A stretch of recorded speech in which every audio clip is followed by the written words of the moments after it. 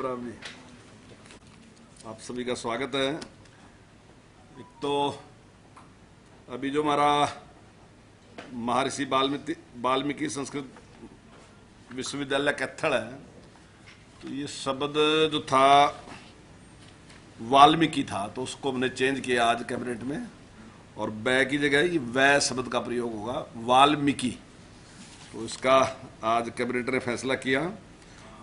और दूसरा, हरियाणा में जो वाहन है, जो पंजीकृत वाहन होते हैं, तो पहले जो पर्सनल वाहन थे वो पंजीकृत होते थे, और उसके जो रिजल्ट आए वो बहुत ही ज़बरदस्त रिजल्ट आए, और बहुत बड़ी संख्या में 8,48,000 जो वाहन हैं तो वो पंजीकृत हुए।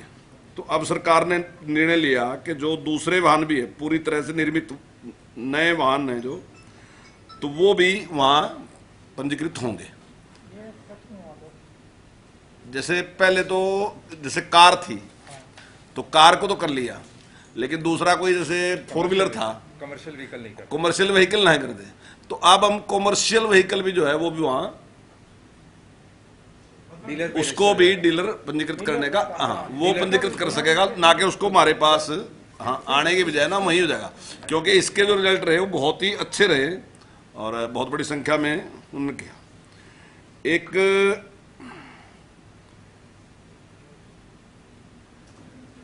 जो मोटर वाहन नियम 1988 की धारा 200 में संशोधन किया, अभी तक जो भी वाहन के ऊपर फाइन होता तो उसके बाद फाइन देने के लिए दूसरी जगह जाना पड़ता, वहाँ उसका चलान होता, उसकी आरसी रख ली जाती। तो अब एक नया संशोधन किया कि मौके पर भी उसको फाइन किया जा सका, मतलब अगर वो देना चाहे तो मौके पर भी वो उसको कर सकता है, उसको कहीं भी जाने की जरूरत नहीं है। और काफ़ी लोग मेरे ख्याल के इसको लाइक करा के जो फाइन है वो यही बात खत्म हो, तो वो एक संशोधन कर दिया अब। हाँ, वो मैकेनिज्म तो बना लेंगे, वो तो बना लेंगे, लेकिन आज तो देखिए, अभी आज तो फैसला ही किया ना जी, वो तो बना लेंगे, लेकिन निर्णय ये लिया गया कि अब फाइन वहां भी दे सकता है अगर वो चाहता है। तो हाँ, सभी प्रकार के व्हीकल जो हैं, अगर वो चलान वहीं पे करना चाहता है तो वहीं एट द स्पॉट ही पे कर सकता है, सभी प्रकार के। है जी, नहीं वो है लगभग सारे आ गए इसमें, जो हाँ सारे जो कंपाउंडेबल है वो सारे हो जाएंगे। जी जी जी, सब आएंगे इसमें, अगर वो वहीं पे करना चाहता कर सकता है। एक लोक सेवा आयोग की जो शर्तें हैं उसमें थोड़ा आज एक परिवर्तन किया।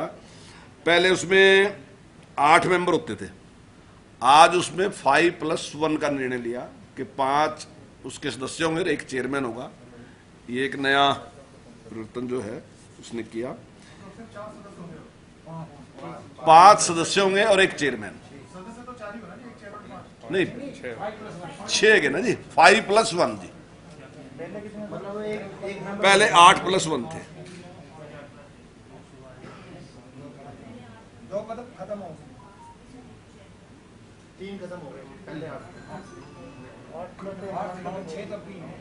एक वन टाइम सेटलमेंट स्कीम हमने शुरू की थी, उसमें ईडी आईडीसी वगैरह जो अन्य थे और जो डेवलपर थे उनको जो उनके ऊपर फाइन हुआ था उसको देना था। हमने उसमें किया था कि 15 जुलाई तक वो उसको,